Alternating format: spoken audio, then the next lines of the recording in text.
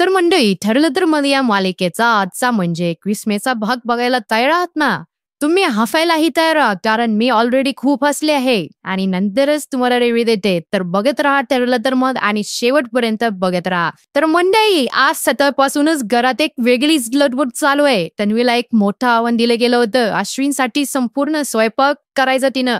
सगळं कुटुंब तिच्याकडे बघतच राहिलंय. कल्पनाताईनं विचारलं ये बरं का, तन्वी तुला जमेल ना? तन्वीने हलकसं हसत मान डोलावले, पण मनात एक भीती सुद्धा होती. इतकं सगळं एकट्यानं कसं कर मम्मा?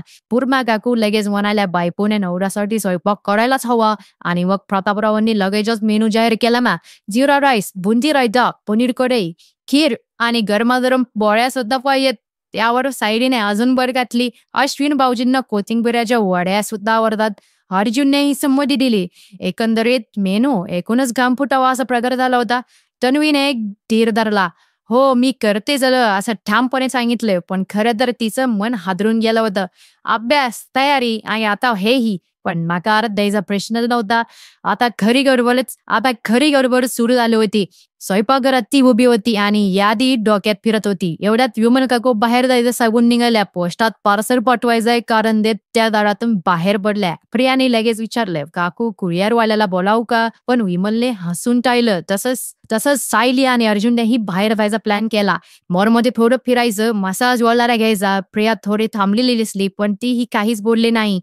सगळे बाहेर पडल्यावर तन्वी एकटीच राहिली. खऱ्या अर्थाने परीक्षेची सुरुवात चालू झाली. स्वयंपाकघरात ती धावपळ करत होती. आधी काय करायचं, कशाला, किती वेळ लागेल हे सगळ्याचा विचार करत ती खीर लावते, पण पनीरसाठी मसाला चिरायला घेतेस तो दाराशी आवाज येतो. आश्चर्य म्हणजे विमल काकू परत आलेला असतात. हातात भाजीपाला आणि डबे. चल लवकर, आपण दोघी मिळून करूया असं म्हणत तिने थेट कामाला सुरुवात केली. तन्वीच्या डोळ्यात खरं तर पाणी आलं. ती एकटी नाहीये, कुणीतरी तिच्या पाठीशी आहे ही भावना तिला पुन्हा उभारी देत होती. विमल काकू पनीर आणि वड्या बघतात, तर तन्वी रायता आणि पोळ्या. थोड्याच वेळात सगळं तयार होतं. दुपारी सायली, अर्जुन, प्रिया आणि बाकी सगळं कुटुंब परत येतं. दरवाजातूनच एक सुगंध घरभर दरवळत असतोय. सगळ्यांच्या नजरा थेट स्वयंपाकघराकडे वळतात. टेबलावर एकापेक्षा एक झणझणीत आणि स्वादिष्ट पदार्थ ठेवलेले असतात. सायली म्हणते, काय मस्त वास येतोय, हे सगळं तू एकटीने केलं का तन्वी? अर्जुन ही थक्क होतो. प्रिया तर उत्सव घेऊनच लगेच ओरडते, ही खीर तर एकदम हॉटेलसारखी लागते. प्रतापराव देखील स्तुती करतात. सगळ्यांना खूपच समाधान होतं. पूर्मा काकू जेवण घेताच म्हणतात, तन्वी तू खरंच कमाल केलीस, तुझ्या हातात चव आहे. कल्पनाताई गमतीत विचारतात, विमल काही मदत केली का की नाहीच? विमल काकू फक्त हसून मोकळे होतात.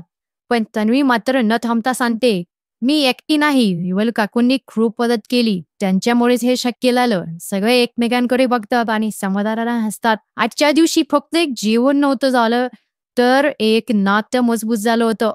तन्वीने स्वतःला सिद्ध केलं होतं आणि विमल काकूंनी दाखवून दिलं होतं की एकटीने सगळं करणं म्हणजे मोठेपण नसतं, एकत्र करणं हीच खरी ताकद असते.